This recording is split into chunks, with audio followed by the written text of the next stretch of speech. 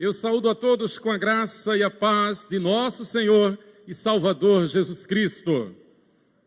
Como nós cantamos no início e temos cantado neste culto, nós somos o povo de Deus, o somos porque Ele é fiel, o somos por causa da sua graça, da sua misericórdia, e nos alegramos na presença do Senhor, nos alegramos em congregar, nos alegramos em ser, como disse o reverendo Dr. John Stott, um povo que vive contra a cultura deste mundo.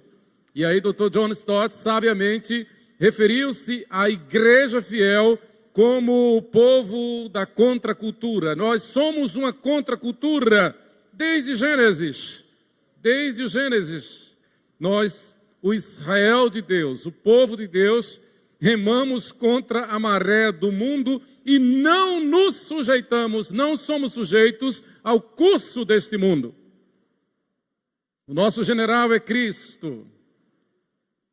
Como disseram os apóstolos, nós dizemos também, antes importa obedecer a Deus do que aos homens, se as leis dos homens forem contrárias à nossa fé, forem contrárias à igreja.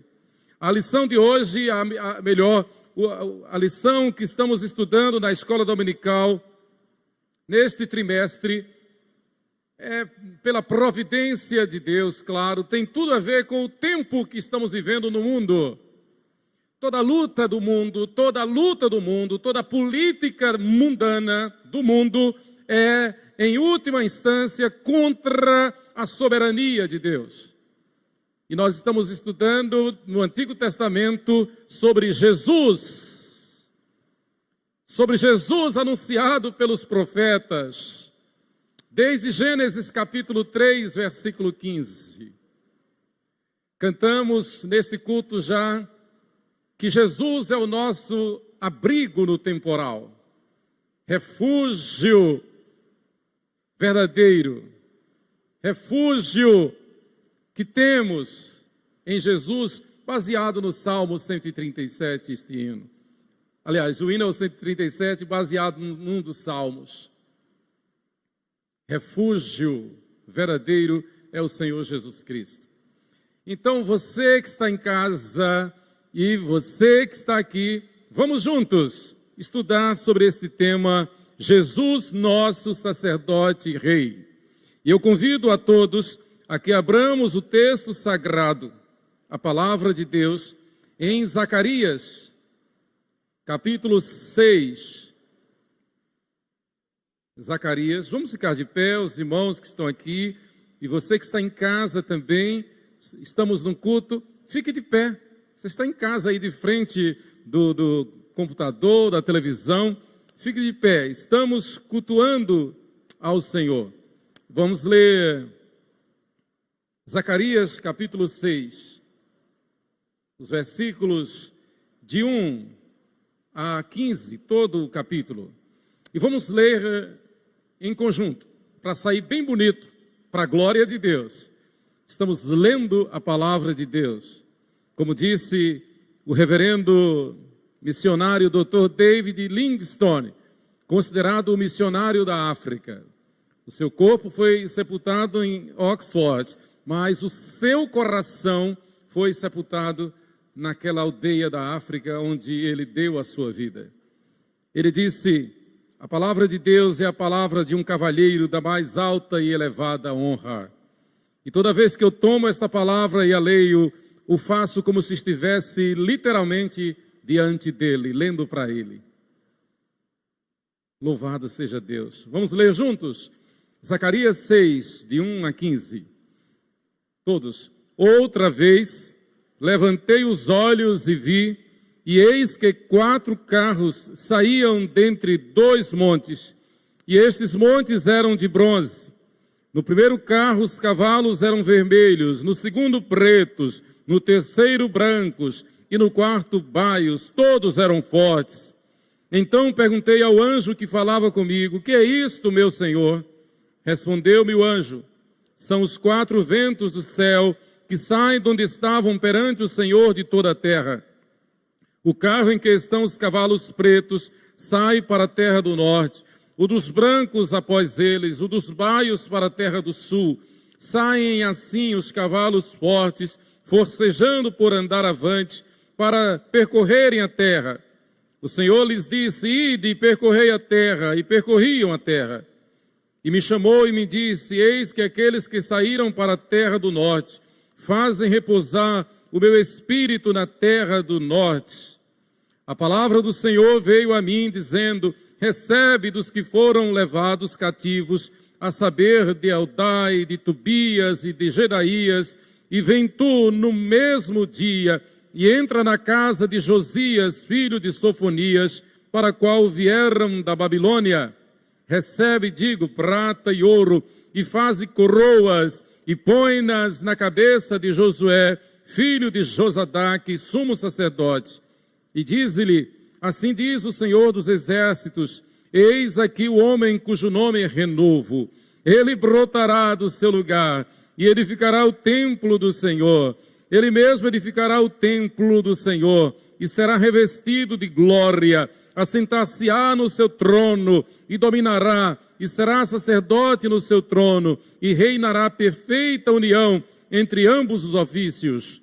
As coroas serão para Elém, para Tobias, para Jedaías e para En, filho de Sofonias, como memorial no templo do Senhor.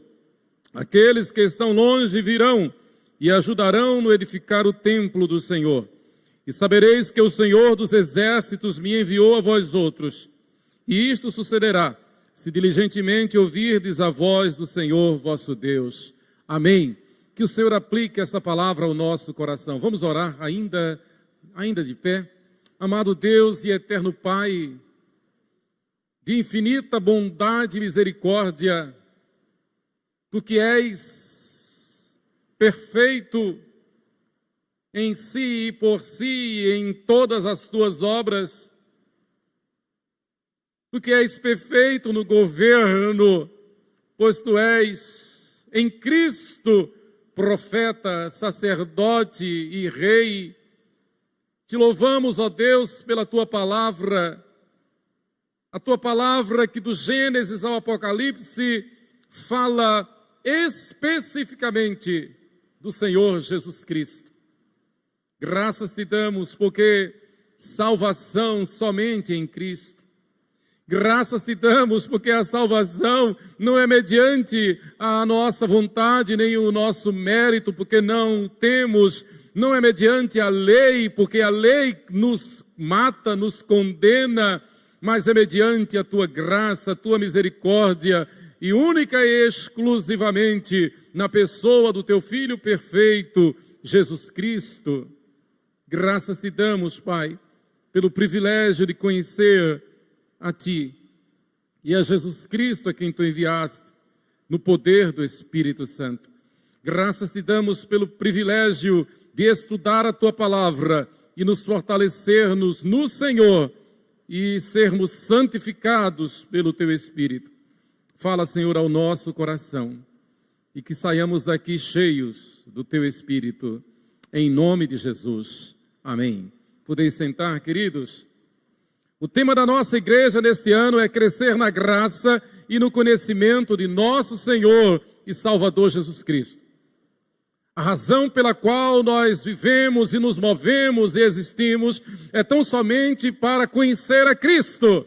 Por isso que o Salmo 14, versículo 1, e também na parábola das 10 virgens, a Escritura chama de louco, de nécio, aquele que não teme a Deus, aquele que não crê, aquele que não se prepara, aquele que não obedece ao Senhor.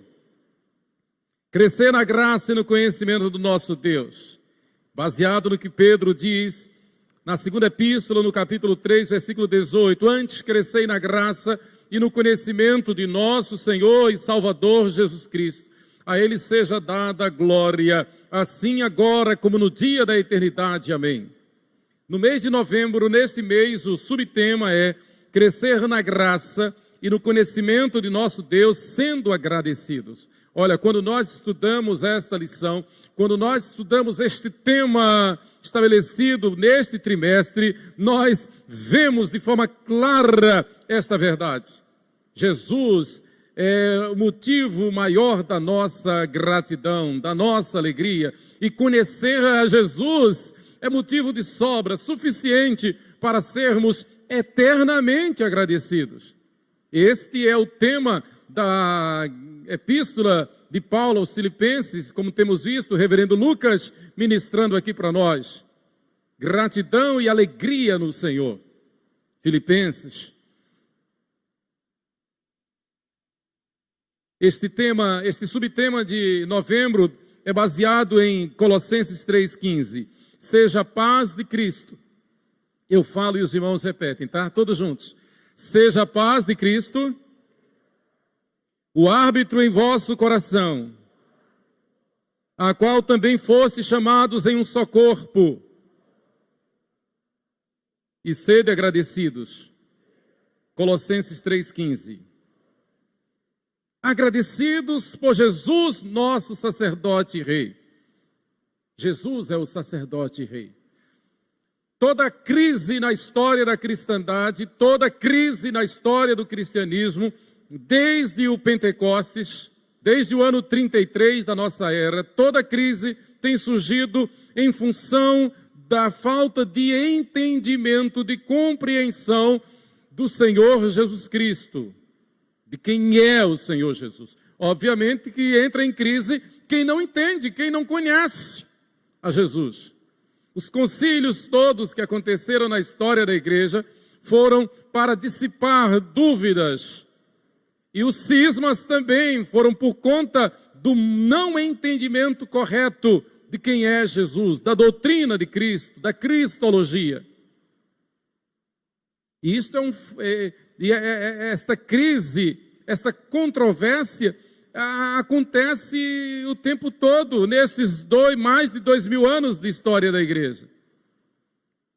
De vez em quando surge alguém dizendo ter recebido uma nova visão, uma nova revelação, uma nova interpretação, dizendo que a Bíblia precisa ser atualizada. A Bíblia sempre é atual.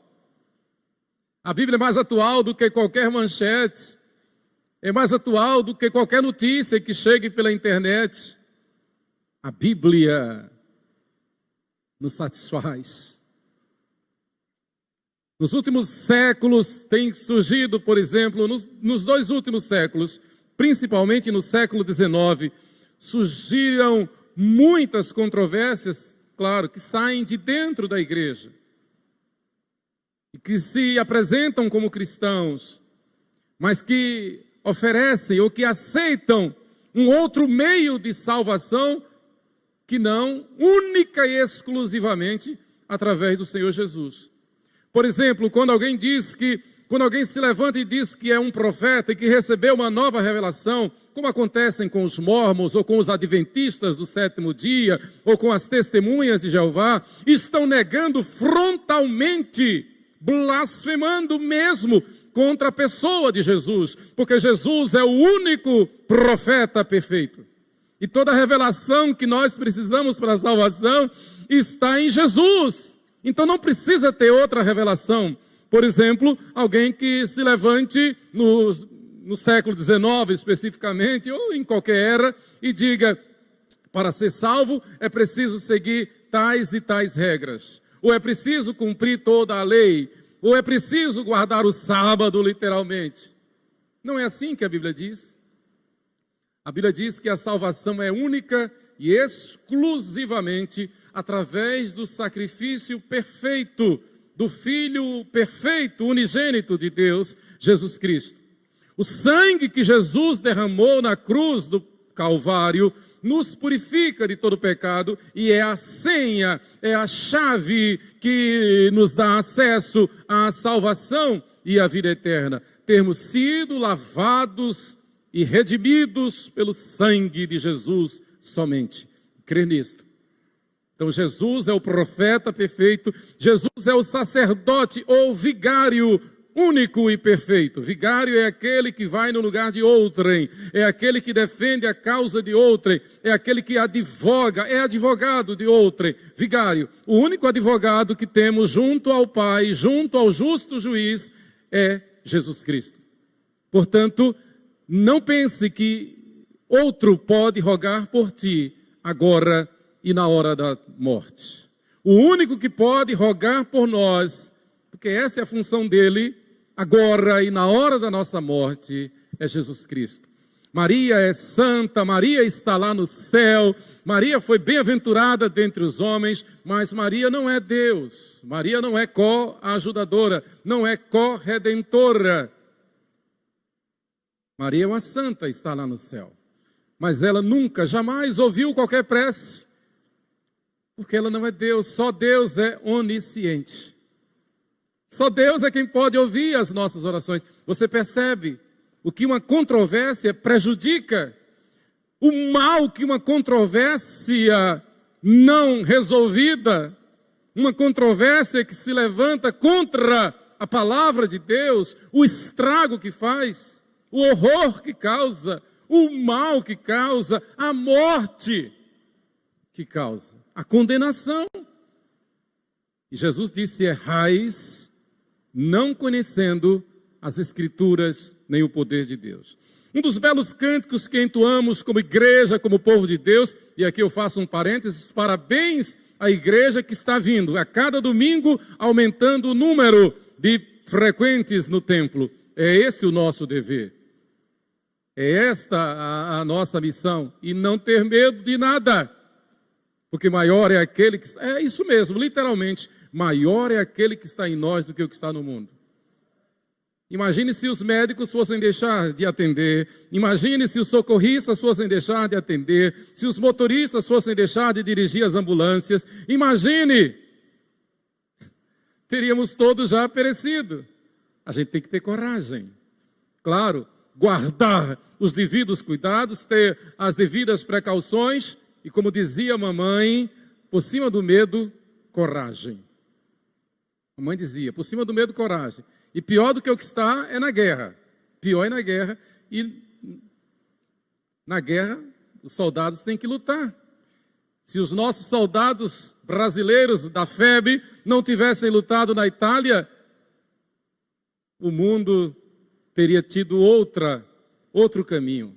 Os nossos heróis da FEB, foram eles que derrotaram os alemães em Monte Castelo e permitiram então o desembarque das tropas aliadas no dia D, libertando o mundo da fúria do Führer, do Hitler.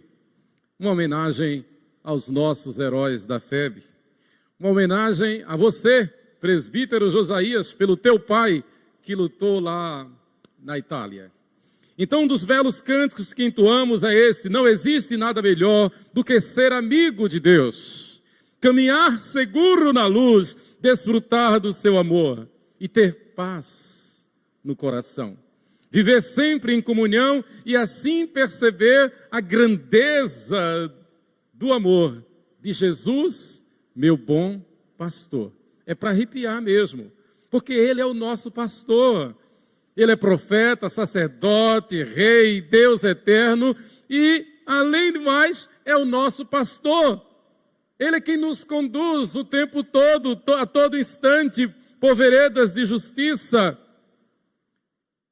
Este cântico, esta poesia do grande músico, nosso irmão Ademar de Campos, retratam perfeitamente o que significa reconhecer a Jesus, o Filho perfeito de Deus, como o nosso sumo sacerdote e rei. Ademar de Campos, o mestre, conseguiu reunir em poucos versos estes atributos da mais pura e perfeita doutrina do sacerdócio e do reino de Cristo Jesus. Perceber a grandeza do amor de Jesus, meu bom pastor.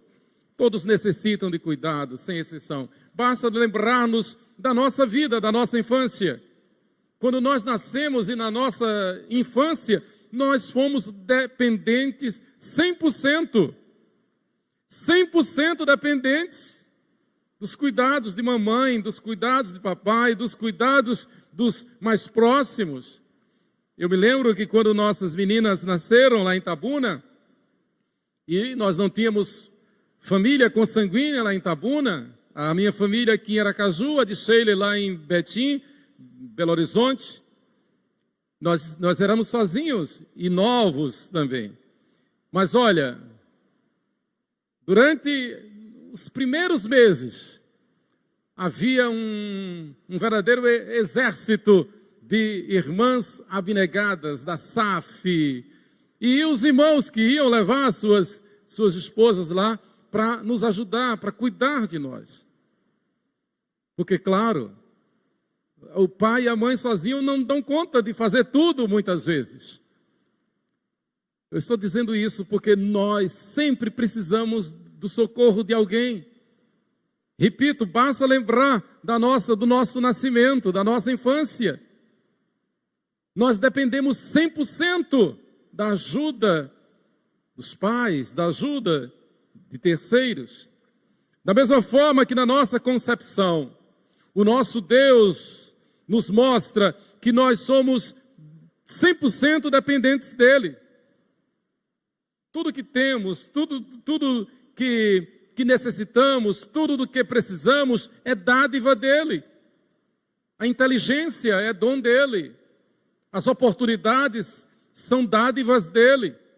A saúde, a vida está no controle dele. Ele determinou. E não adianta nos preocuparmos, porque no seu livro foram escritos todos os nossos dias, cada um deles escrito e determinado quando nenhum deles havia ainda. Então não tem crise, não tem guerra, não tem assalto, não tem Covid, não tem seja qual for a doença que possa alterar o curso de Deus. Louvado seja o nome do Senhor. Soberania de Deus, ele tem o controle. O tempo determinado para cada um não está no homem, está nele. Ele que determinou todas as coisas. Isto para nós descansarmos no fato de que confiar em Deus é ser sábio. Temer a Deus é ser sábio. O contrário é verdadeiro. Não confiar em Deus, não crer em Deus, é ser louco, como diz o Salmo 14, versículo 1. Queridos, Deus criou então todas as coisas e determinou todas as leis físicas e espirituais. E na sua determinação ele estabeleceu: toda alma que pecar certamente morrerá.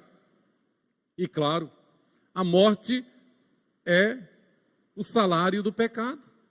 Uma lei inexorável, estabelecida por Deus, não tem jeito. A gente sabe de pessoas riquíssimas, milionárias, que pagam milhões de dólares para que conservem o seu cadáver congelado. Porque creem essas pessoas alucinadamente que a ciência vai conseguir descobrir um meio de ressuscitar aquela pessoa. Que loucura! Parece brincadeira, mas é a mais pura verdade. Pagam milhões de dólares para conservar o cadáver, imaginando que poderão ser ressuscitados graças à ciência. Toda alma que pecar morrerá, e a morte é separação, é separar de Deus. Em último caso, ir para o inferno. São 3 tipos de morte: a morte espiritual, que é da pessoa que está viva, vivinha da Silva, mas não tem comunhão com Deus. Não faz parte do corpo de Cristo, não comunga, não se submete ao corpo de Cristo, cuja cabeça é o próprio Cristo, não se submete aos meios de graça, não se submete aos sacramentos da igreja, o batismo e profissão de fé, a Santa Ceia. Que coisa gloriosa para nós saber que participamos da Santa Ceia. A Santa Ceia não é um mero ritual. A Santa Ceia não é uma ação meramente mística, em que o pão se consubstancia, ou se transubstancia no corpo vivo de Cristo. Não, o pão continua sendo pão, o vinho continua sendo vinho da uva. O poder da Santa Ceia está em nós obedecermos a este rito, a este sacramento estabelecido por Jesus Cristo, para aqueles que o confessam como único Senhor e suficiente Salvador. E quando nós nos aproximamos e tomamos a Santa Ceia, nós nos lembramos, o Espírito Santo nos lembra pela palavra, que aquele pão é apenas símbolo do corpo de Cristo, que foi moído, crucificado, morto e sepultado no meu lugar, mas ao terceiro dia ressuscitou. Aquele pão é um símbolo, o vinho é um símbolo de que o sangue que Jesus verteu na cruz me purifica, me lava de todo o pecado.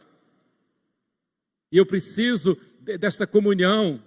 E não é em vão que a Santa Ceia é chamada de comunhão. A comunhão, ou Eucaristia, a comunhão de gratidão. Literalmente, Eucaristia, a comunhão da gratidão. Nós comungamos agradecidos por Jesus, nosso sacerdote e rei. Mas desde o Gênesis, o Senhor também que decretou a sentença de morte, Ele também promoveu, decretou o meio de graça. A Bíblia diz, em Romanos 6, 23, que o salário do pecado é a morte. Em Efésios 2, versículo 1, que nós estávamos mortos nos nossos delitos e pecados. E como diz o meu reitor do seminário, dizia para nós lá, reverendo Francisco Leonardo Schalweik, ele sempre dizia, quantos quilos suporta um cadáver? Quantos quilos suporta um cadáver? Obviamente, N quilos, está morto, não tem reação nenhuma. Ele dizia, bem assim somos nós. Ou melhor, bem assim éramos nós. Bem assim fomos nós. Nós estávamos mortos. Não tínhamos reação alguma. A única atitude que nós tínhamos era o caminho da perdição. Fadados à condenação eterna, que é o inferno. Mas Deus, Efésios capítulo 2, versículos 4 e 5, e esse é um dos versículos que não saem da minha mente. Efésios 2, 4 e 5, vamos ler todos juntos?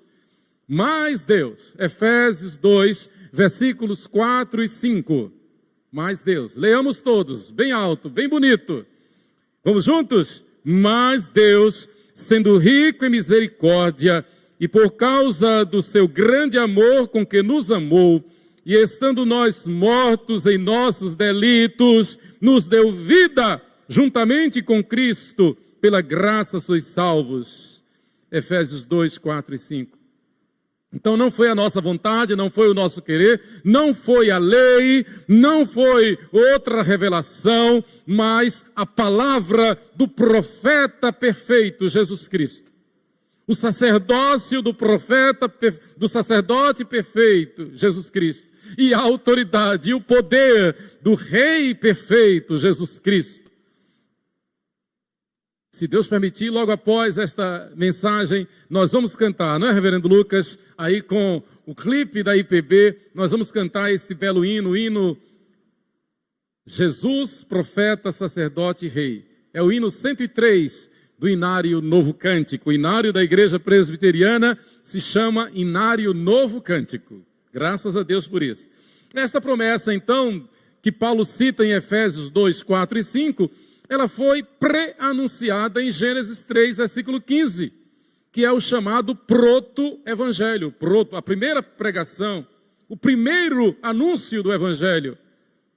Quando Deus dirigiu-se à serpente e disse, porém inimizade entre ti e a mulher, entre o teu descendente e o seu descendente, este te ferirá a cabeça e tu lhe ferirás o calcanhar. Gênesis 3,15. Anunciando que Satanás e intentaria com toda a fúria contra o Filho perfeito de Deus, mas o máximo que ele conseguiria fazer era uma ferida no calcanhar. Ao passo que o descendente da mulher, Jesus Cristo, o Messias, nosso Senhor, feriria a cabeça da serpente, esmagaria a cabeça da serpente. Ele nos deu vida. Ele nos libertou do império das trevas. E não fez isto de uma forma que a humanidade não pudesse entender. Não fez isto numa pedagogia impossível de compreender. Ele fez isto como profeta, pela palavra. Ele fez isto como sacerdote, advogado, defendendo a nossa causa. Louvado seja Deus. Ele fez isto como rei, que tem todo o poder, toda a autoridade. Todo o poder me foi dado nos céus e na terra. E nós cantamos também esse texto da palavra. Então, em Gênesis 3,15, vem o anúncio do nosso Senhor. Nós precisamos sempre de quem nos ajude, também de quem nos governe, não é verdade? É impossível viver bem sem governo. E aquele que se arvora a viver sem governo é um anarquista, né? É um fora da lei, é um literalmente anormal. Anormal é quem não se submete a lei alguma, é quem não se sujeita a lei alguma. Anormal, a ausência de, fora de norma, fora de lei. Toda pessoa em sã consciência precisa e se submete à autoridade. E todos em sã consciência vivem dessa forma. Mas não basta ser todos. É preciso ser fiel a Deus. Não basta dizer, eu vou no curso do mundo, e vivo do meu jeito e vivo bem. Eu me governo, eu sou inteligente, eu tenho uma boa formação, eu tenho uma boa estrutura, eu tenho uma boa família, eu tenho um bom rendimento, eu tenho uma boa filosofia de vida, eu vivo bem. Não vive bem para Deus. Pode viver bem aqui para o mundo. Mas nosso Senhor Jesus diz a essas pessoas, louco, esta noite te pedirão a tua alma, e o que tens preparado para quem será? Que adianta curtir as coisas deste mundo se vai morrer e vai para o inferno? É preciso que se saiba, que se diga, só há dois caminhos para mim e para você, para a humanidade. É um caminho largo e espaçoso que conduz à perdição e muitos vão por ele. Certa feita nós fizemos uma embaixada missionária lá em Nova Jerusalém, Pernambuco, onde acontece a encenação da Paixão de Cristo. E nós usávamos lá do seminário, usávamos uma camisa que na frente dizia, o que é preciso fazer para ir para o inferno?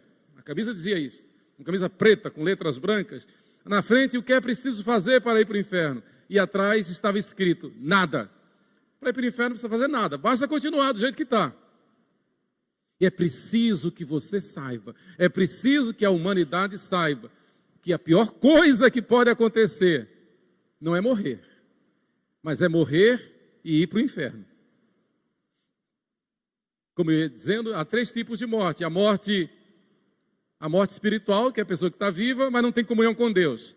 A morte física, que é quando o corpo baixa a sepultura, o pó volta à terra como era. E o terceiro tipo de morte é a morte eterna. A palavra morte ou morrer, o verbo morrer significa separar. Morte é estar separado de. Então, o terceiro tipo de morte é a morte eterna. É quando a pessoa, o pecador que não se arrepende, que não se converte a Jesus, que não vive em comunhão com o Pai, o Filho e o Espírito Santo, morrendo o seu corpo, o seu espírito, a sua alma, vai para o inferno. Mateus capítulo 10, versículos 32 e 33, nosso Senhor Jesus diz, aquele que me confessar diante dos homens, eu o confessarei diante de meu Pai que está nos céus. Mas aquele que me negar diante dos homens, também eu o negarei diante de meu Pai que está nos céus. Então, cuidado, preste atenção. Não basta dizer, eu estou vivendo e estou vivendo bem e eu vou querer viver do meu jeito. Não faça isto. Não queira viver do teu jeito. Viva do jeito que a palavra ensina. Viva do jeito que Deus quer que você viva. Viva conforme a vontade de Deus. Que adianta, por exemplo, você quer viver, quer ter prazer, quer ter felicidade, quer ter cuidado, você quer ter do bom e do melhor, não é verdade? Está certo, tem que ter. Você quer ter experiências boas, você quer ter prazer, você quer amar e ser amado, você quer se proteger da Covid, mas se proteja também de acidentes, se proteja também de tudo que é ruim. Mas essa Covid é interessante, porque parece que aprisiona todo mundo pelo pânico. Ainda se morre, este ano, morreu mais gente de pneumonia do que de Covid. Interessante esse pânico. E por que as pessoas têm essa precaução, esse cuidado? Porque não querem morrer, está certo.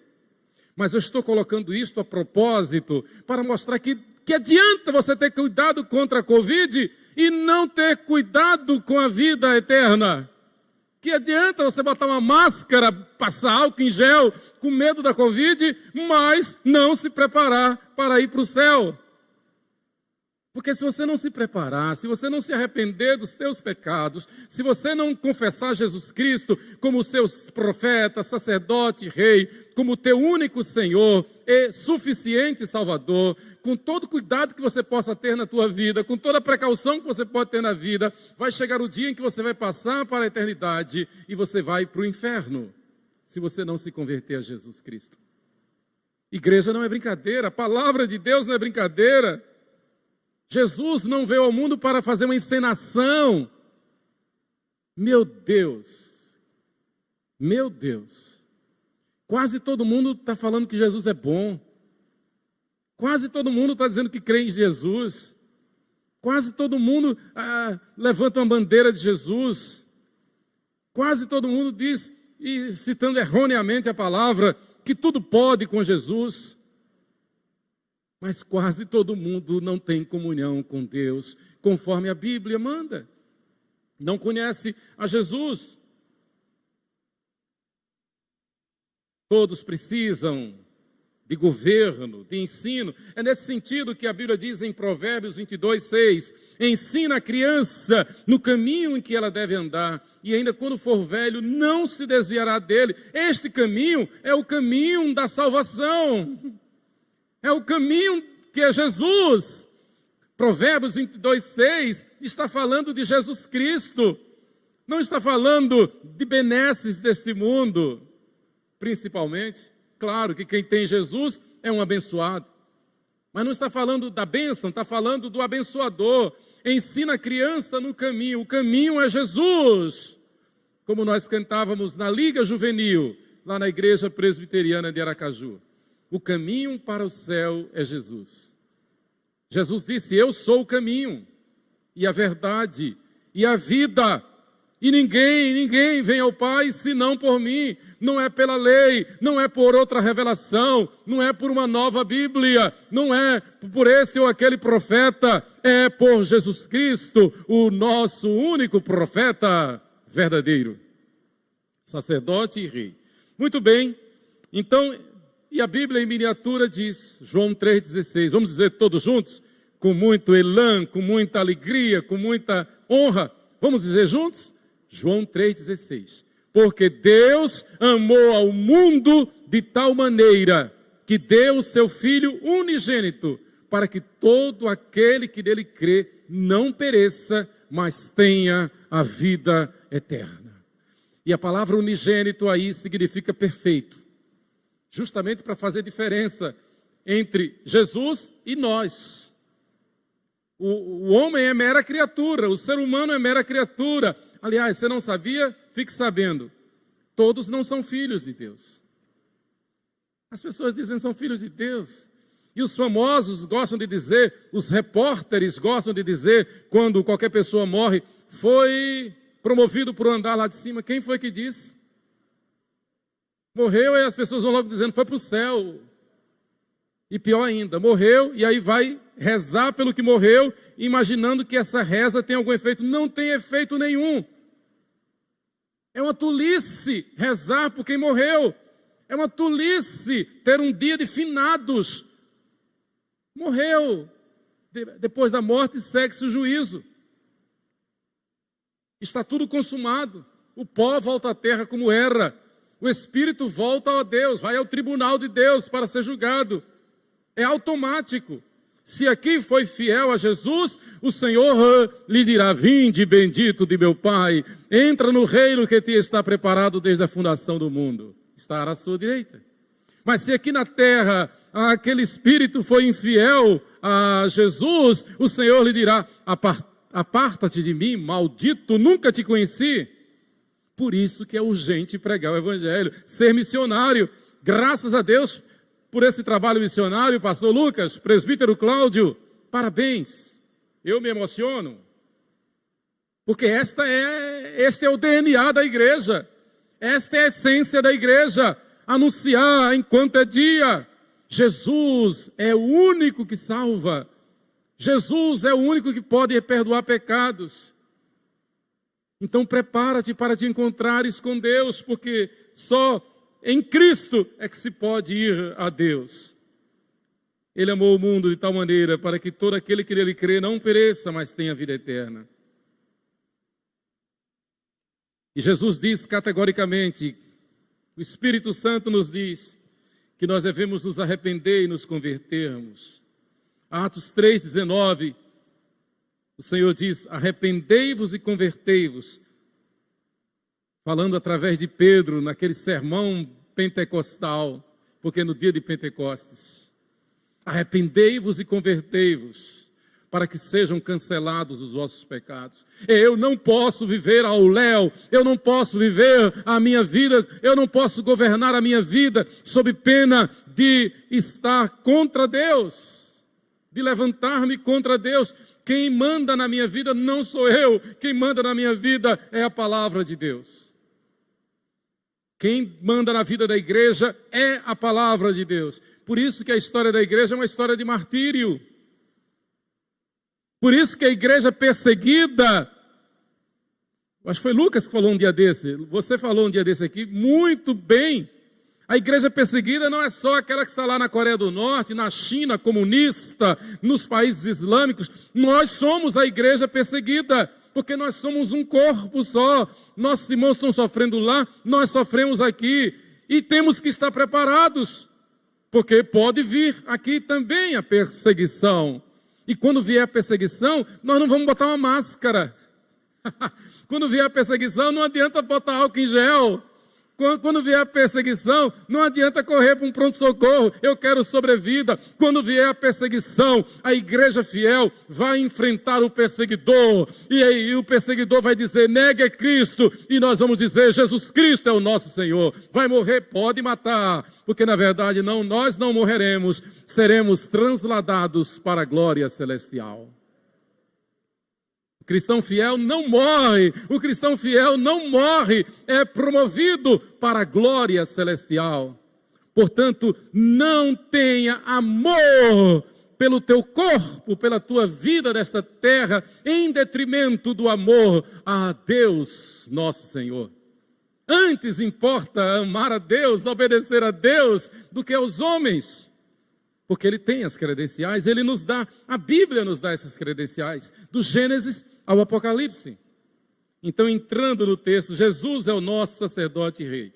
Do versículo 1 ao versículo 8, essa visão dos 4 cavalos, na verdade, e não é fácil, e não é para entender de forma literal, como tantos ficam gastando tempo imaginando interpretar de forma literal aqui, mas é uma lição, essa visão dos 4 cavalos. A mensagem é que o domínio de Deus é total, seja no norte, seja no sul, seja no leste, seja no oeste, o domínio dele é total.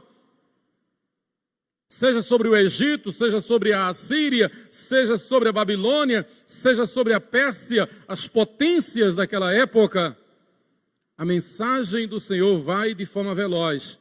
O meio de transporte que se tinha naquela época, e era o mais veloz, era unicamente o cavalo. Então, se fosse hoje, com certeza seria escrito: mande um zap, mande um WhatsApp. Vai sair um WhatsApp para o sul, mande um e-mail para o norte, para o sul, para o leste, para o oeste. Todos precisam saber que eu tenho o controle. Versículo 5, respondeu-me o anjo: são os 4 ventos do céu que saem de onde estavam perante o Senhor de toda a terra. A história é esta, a mensagem é esta. Quem está falando? Josué. Zacarias está falando ao sumo sacerdote Josué e a todo o povo de Israel. Quem está falando essa mensagem não sou eu. E esta mensagem vai alcançar a todos, não pela minha capacidade. Zacarias estava indo contra as autoridades. Zacarias estava sendo tratado como um subversivo, como inimigo da pátria. E ele era um jovem, diferentemente da maioria dos profetas. Zacarias foi um profeta muito jovem, mas ele é um exemplo para nós, porque ele estava sob ataque, ele estava sob perseguição, ele estava correndo mais risco do que quem nós sofremos com relação ao vírus da Covid. Então, os riscos de morte que Zacarias sofria eram incomparavelmente maiores do que os riscos desse Covid. Tanto que pouco tempo depois, Zacarias, a mando do sumo sacerdote, não foi Josué, um outro sumo sacerdote, mandou que ele fosse assassinado entre o pórtico e o altar. E de um dos piores tipos de morte, ele foi cerrado ao meio. Cerrado ao meio. Este Zacarias. Então, na verdade, o que ele está dizendo: olha, não sou eu. Ele vai dizer lá adiante, o Espírito Santo revelando: não é por força nem por violência, mas é pelo meu Espírito. Então, quem vai levar essa mensagem é o meu Espírito, e ele vai de forma veloz, como se fosse no maior meio de transporte, no melhor meio de transporte e de comunicação da época, era o cavalo. E essa mensagem vai alcançar toda a terra. E me chamou e me disse: eis que aqueles que saíram para a terra do norte fazem repousar o meu Espírito na terra do norte. Exatamente, porque a ideia que se tinha, quem estava em Jerusalém, é que o governo todo, claro, estava na Pérsia, que estava em relação a Jerusalém ao norte, estava na capital, na sede do governo de Ciro, de Dario, de Artaxerxes. Lá as coisas aconteciam, como as coisas acontecem hoje na China, querendo dominar o mundo.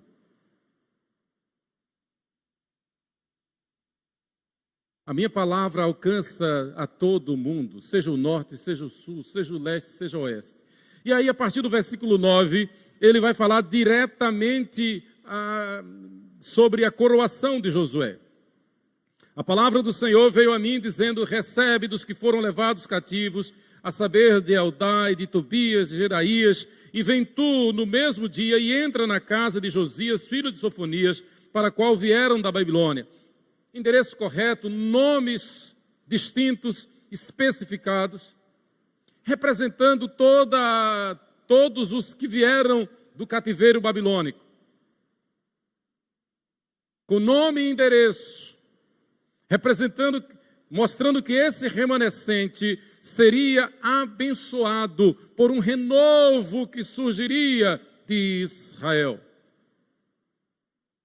Recebe, digo, prata e ouro, e faze coroas, e põe-nas nas cabeças de Josué, e põe-nas na cabeça de Josué, filho de Josadaque, sumo sacerdote. Então, Josué, o sumo sacerdote, claro, como no Antigo Testamento todo, os profetas, os sacerdotes, os reis, apontavam para a vinda do Messias. E extraordinariamente, Deus permite que esse sumo sacerdote, Josué, seja coroado numa simbologia do rei que haveria de vir. E esse rei viria não apenas como rei, mas viria também como sacerdote. Jesus é o nosso sacerdote e rei. Jesus é Josué é um símbolo do Messias, do Cristo, nosso Senhor Jesus. Então, debaixo do sofrimento, vivendo como peregrinos, como forasteiros, numa terra sem ordem, numa cidade feita monturo, numa cidade onde suas raízes foram arrancadas, destruídas, o templo destruído, os muros derrubados, a cidade virou um monturo.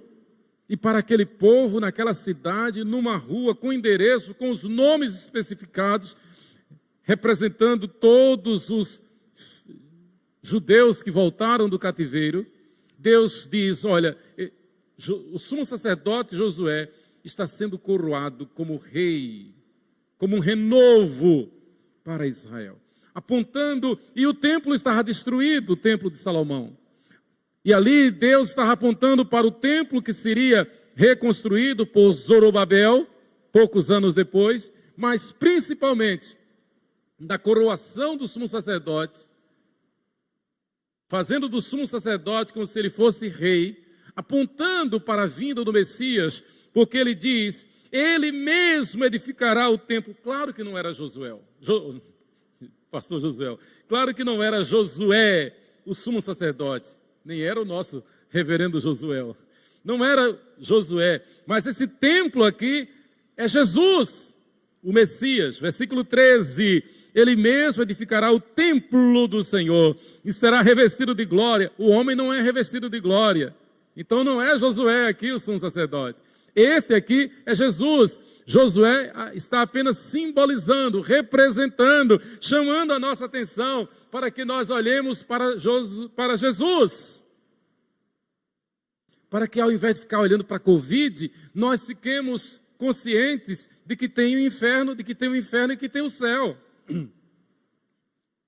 E eu digo bem claro, não adianta você se preocupar com Covid, não adianta você se preocupar em viver bem, em ter prazer, em amar, em ser amado, em namorar, em curtir a vida, em ter um bom dinheiro, um bom carro, uma boa casa. Não adianta se você não está em comunhão com Deus.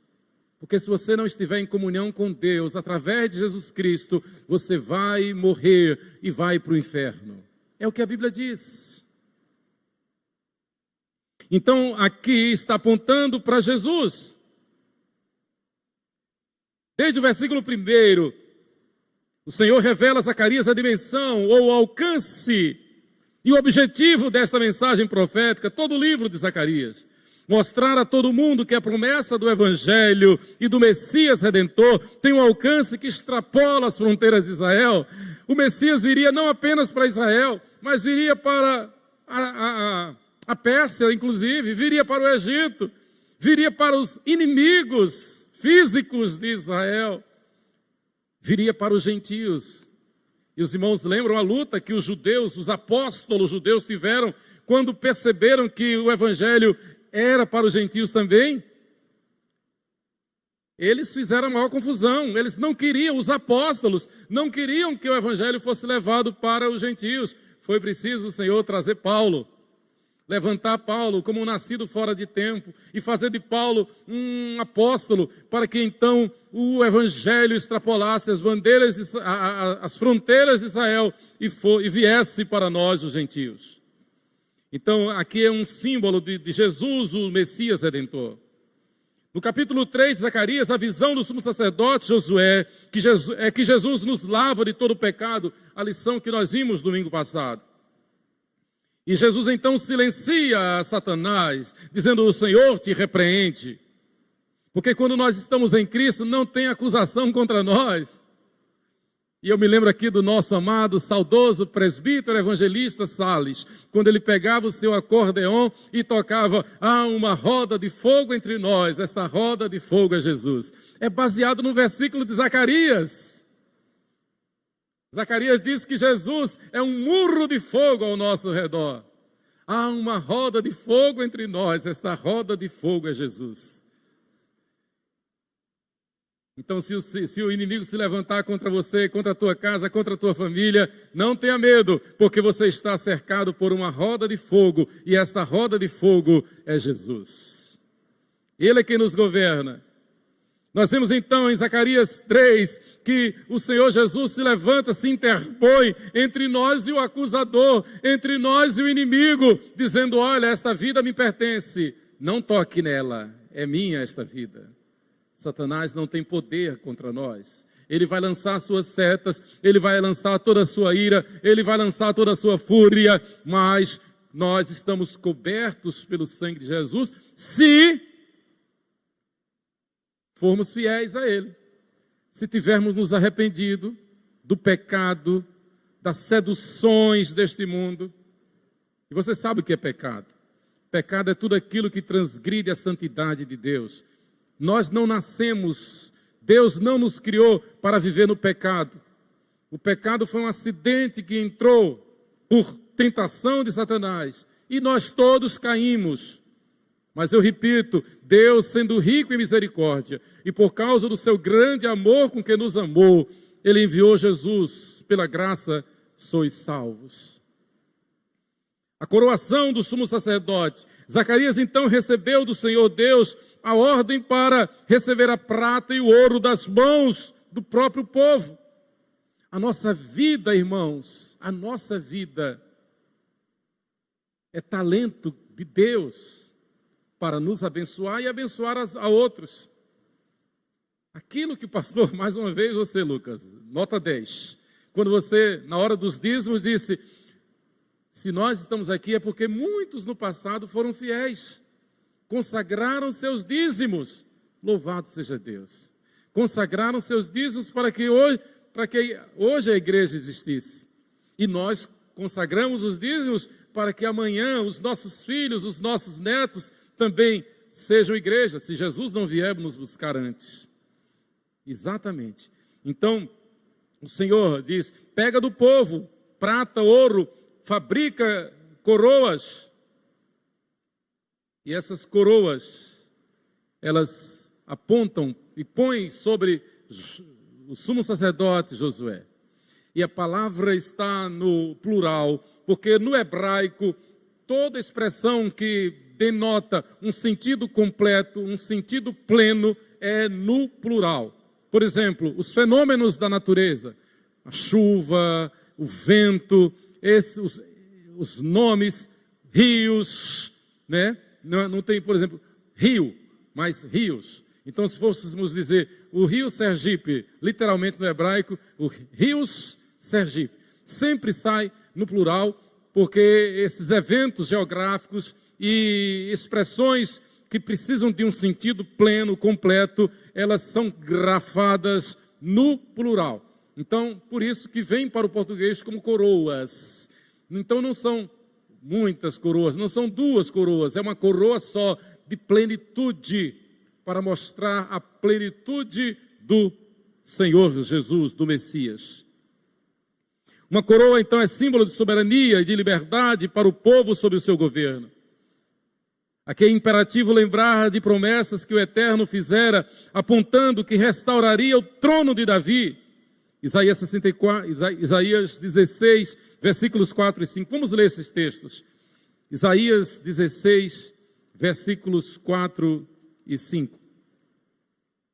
Essas coroas, então, ratificando, endossando a expressão de Zacarias, falando sobre o renovo. Isaías 16, versículos 4 e 5. E nós vamos ler.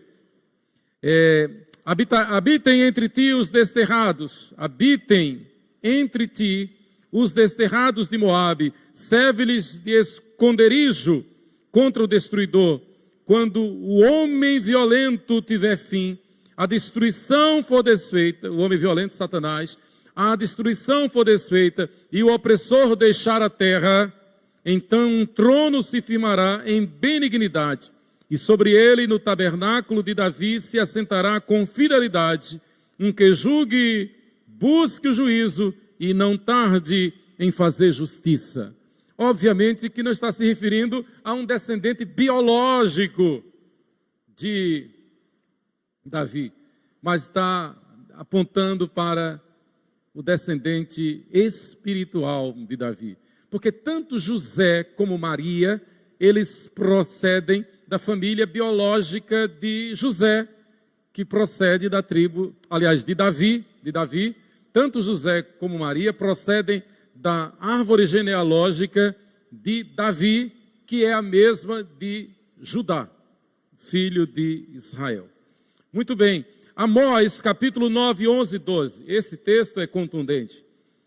Amós, capítulo 9, versículos 11 e 12. Amós 9, 11 e 12. Assim diz: naquele dia levantarei o tabernáculo caído de Davi. O quê? Israel que está derrotado, sob pressão, sob escravidão, sob ataque. Naquele dia levantarei o tabernáculo caído de Davi, repararei as suas brechas e levantando das suas ruínas restaurá-lo-ei, como fora nos dias da antiguidade. 9, 11 e 12. Versículo 12. Para que possuam o restante de Edom e todas as nações que são chamadas pelo meu nome, diz o Senhor que faz estas coisas. Então Edom, onde surgiu a maior perseguição contra o povo de Deus, um descendente de Ismael. Os maiores perseguidores contra Israel. Edom, então, representa tudo aquilo que se levanta contra Israel e contra a igreja. Aí o Senhor diz: eu vou governar sobre Edom e sobre todas as nações, apontando para o Messias. Josué era o sumo sacerdote, no entanto, ele está sendo coroado. Uma exceção, uma excepcionalidade. Algo que é extraordinário. Por que o sumo sacerdote está sendo coroado? Porque ele está sendo símbolo do Messias, da vinda do Messias. Através de Josué, o Senhor revela que enviará um sumo sacerdote, rei ao mesmo tempo. Uma referência clara à vinda do Messias, profeta, sacerdote e rei. Mas também o texto fala do renovo. Falou agora da coroação e agora do renovo. A prova literal de que o sumo sacerdote Josué não estava mesmo sendo coroado como rei está no versículo 12. Zacarias 6, versículo 12. Veja como é claro. Repito esse texto que eu já li. E diz-lhe: assim diz o Senhor dos Exércitos, eis aqui o homem cujo nome é renovo. Claro que Josué, um homem semelhante a nós, não poderia jamais ser o renovo do Senhor. Mas ele está sendo símbolo do renovo, em letra maiúscula, que é Jesus. Ele brotará do seu lugar e edificará o templo do Senhor. Até porque, naquela época, não foi Josué, foi Zorobabel quem reconstruiu o templo. E não está falando do templo físico, mas está falando do templo espiritual. E a Bíblia diz que quem foi lavado e redimido pelo sangue de Jesus é templo do Espírito Santo. O templo não é este belo templo aqui da Rua Maruim, 1587. O templo da igreja é você, sou eu, somos nós, que andamos em comunhão com Deus, Pai, Filho e Espírito Santo. Então, renovo aqui não está no sentido de como conhecemos, reformar, melhorar. Todas as vezes em que aparece a palavra renovo nos escritos proféticos do Antigo Testamento, refere-se literalmente ao Messias, o Cristo. Messias é ungido no hebraico, Cristo é o ungido no grego. A mesma expressão, são sinônimos, referindo-se a Jesus Cristo, nosso Senhor. A raiz de Davi, Apocalipse 22, 16, mostra isto. E eu gostaria de ler convosco. Apocalipse 22, 16, apontando que o renovo é Jesus Cristo, a raiz de Davi. Apocalipse 22, 16. Eu, Jesus, enviei o meu anjo para vos testificar estas coisas às igrejas. Eu sou, que palavra, que palavra. Aí Jesus diz solenemente: eu sou a raiz e a geração de Davi, a brilhante estrela da manhã. É Jesus, a raiz de Davi. Então imagine na cultura do Antigo Testamento, imagine o povo judeu com os desvarios dos reis depois de Davi, da maioria dos reis, levado para o cativeiro, humilhado na Babilônia. Muitos deles se deixaram dominar pela cultura e religião babilônica, mas os fiéis trouxeram sempre na memória a mensagem de que Deus levantaria a raiz e a geração de Davi para restaurar, como um renovo, para restaurar o tabernáculo caído de Davi, de Israel. Jesus é o nosso renovo. Isaías 4, versículo 2. Isaías capítulo 4, versículo 2, nos diz, mostrando que este renovo é Jesus Cristo, nosso Senhor. Isaías 4, 2, naquele dia, o renovo do Senhor será de beleza e de glória. E aí a gente se alegra no Senhor, claro. Naquele dia, o renovo do Senhor será de beleza e de glória. Por isso, como diz o nosso irmão Lázaro, nessa bela canção, seu conterrâneo soteropolitano, vou passando pela prova e dando glória a Deus. Por isso que o cristão fiel pode passar pela prova e na prova dar glória a Deus. Quando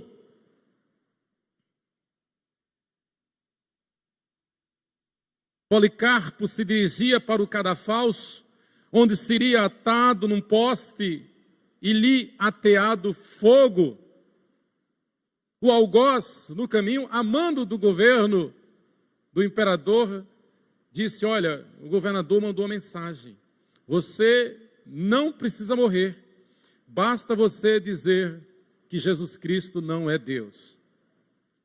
Porque quando os romanos se encontravam, e o povo, os súditos de Roma, quando eles se encontravam, eles obrigatoriamente tinham que levantar a mão direita e dizer: Ave César, Ave César. Mas agora os cristãos não falavam mais isto. Os cristãos, quando se encontravam, fosse com quem fosse, diziam: Jesus Cristo é o Senhor. Levantavam a mão e diziam: Jesus Cristo é o Senhor. Ave Jesus Cristo, salve Jesus Cristo, Ele é o Senhor. Então o imperador mandou dizer a Policarpo: negue, diga Ave César, e você não precisa morrer. Policarpo, no alto dos seus 86 anos, olhou para o seu algoz e disse: como pode?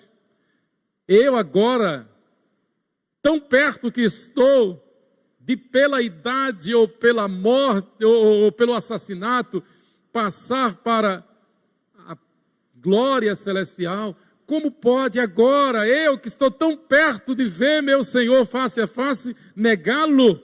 Jamais. Nos meus 86 anos de vida, o meu Senhor nunca me negou, nunca me abandonou.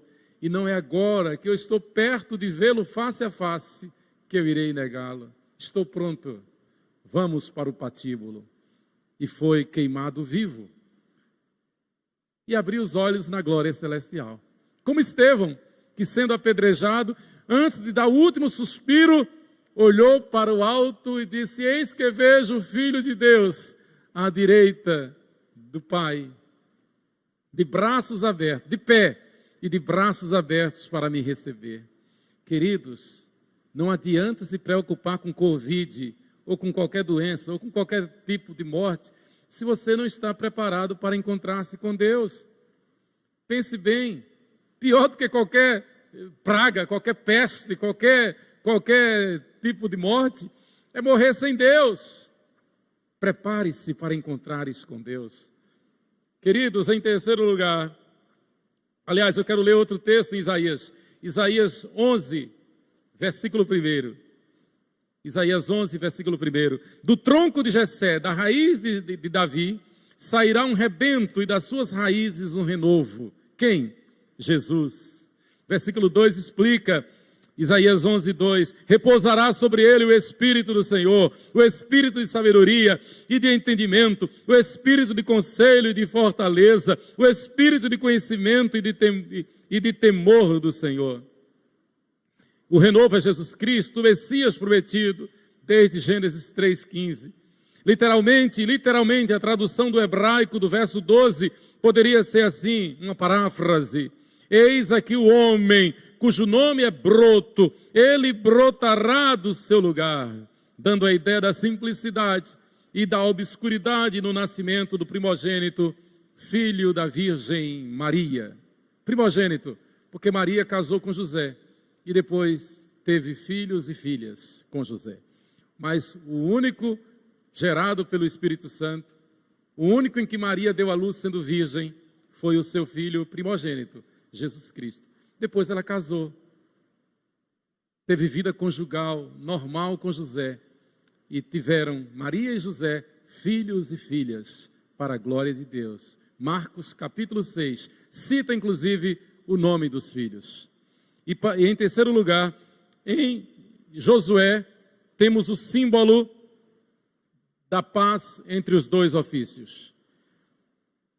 Zacarias capítulo 6, o profeta dá a mensagem mostrando que no sumo sacerdote se reúne, se identificam os dois ofícios de sacerdote e de rei. Então, a paz entre os dois ofícios. Certamente, a declaração mais gloriosa de Zacarias é a que está no versículo 13. Reinará perfeita união entre ambos os ofícios. Perfeita união entre os ofícios de sacerdote e rei. Por isso que nós não precisamos da lei para nos salvar. Por isso que nós não precisamos de outra revelação. Por isso que nós não precisamos de uma Bíblia atualizada que diga o que a gente tem que fazer, diferente do que está na Bíblia. Por isso que é heresia você seguir quem está inventando revelação que não está na Bíblia. A Bíblia é suficiente.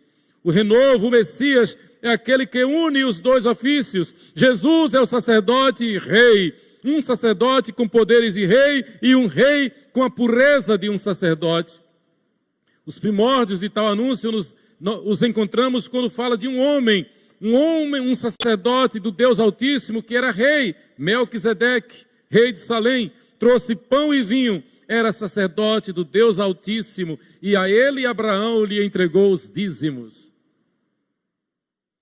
Gênesis capítulo 14, versículo 18. Melquisedeque, um personagem tão obscuro, era um tipo do Cristo, do Messias no Antigo Testamento. A junção dos dois ofícios é a garantia da união entre a justiça e a misericórdia. Aleluia! E toda a essência da igreja está nessas duas palavras, justiça e misericórdia. O trabalho da igreja, a pregação do evangelho, unem a justiça de Deus. Toda alma que pecar certamente morrerá. E a misericórdia de Deus. Todo aquele que se arrepender e se converter será salvo. Justiça e misericórdia. A justiça que aponta a autoridade, o governo, o juízo de Deus. Quem crê será salvo, quem não crê já está condenado. E misericórdia, crê no Senhor Jesus e será salvo tu e a tua casa. Pela graça sois salvos mediante a fé. Isto não vem de vós, é dom de Deus, não vem das obras para que ninguém se glorie, pois somos feitura dele, criados em Cristo Jesus para as boas obras. Criados no renovo, no novo nascimento, na conversão. Nós somos criados para viver conforme Jesus. Para viver fazendo a vontade de Jesus. Não a minha vontade, não a tua. Porque a nossa vontade é animal, carnal e diabólica. Por isso que nós temos que fugir até da aparência do pecado. Por isso que nós temos que fugir até da sombra do pecado. E pecado você sabe o que é, eu sei. O pecado é uma desgraça que nos tenta e vai nos tentar até o último instante da vida. O pecado é uma desgraça que tem causado destruição no meio da igreja. Separação, dor, vergonha, morte. O pecado é uma desgraça tão grande que Jesus, nosso Senhor, diz: aquele que escandalizar um desses meus pequeninos, melhor seria que nem houvesse nascido. Melhor seria que se lhe amarrasse uma pedra de moinho, uma pedra enorme no pescoço e o lançasse no fundo do rio. O pecado é uma desgraça. Então fujamos do pecado, nos apeguemos a Jesus, que é o nosso renovo, que é o nosso Senhor e Salvador.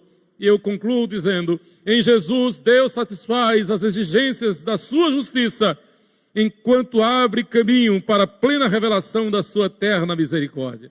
E eu repito, em Jesus, Deus satisfaz as exigências da sua justiça, enquanto abre o caminho para a plena revelação da sua eterna misericórdia.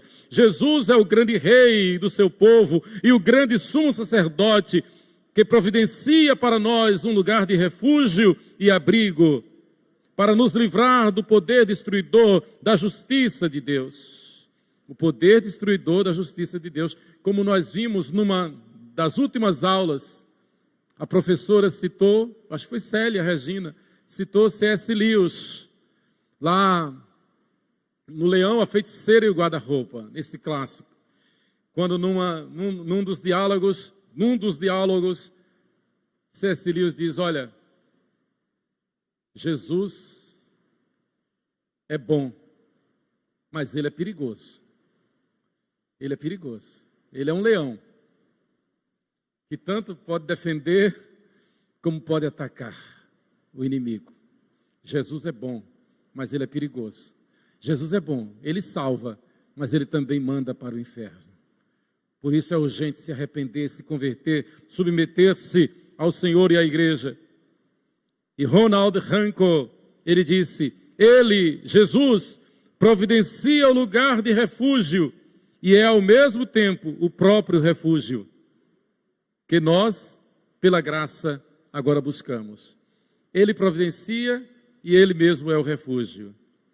Não existe nada melhor do que ser amigo de Deus, caminhar seguro na luz, desfrutar do seu amor, ter a paz no coração, viver sempre em comunhão e assim perceber a grandeza do amor de Jesus, meu bom pastor, profeta, sacerdote e rei. Nós vamos cantar.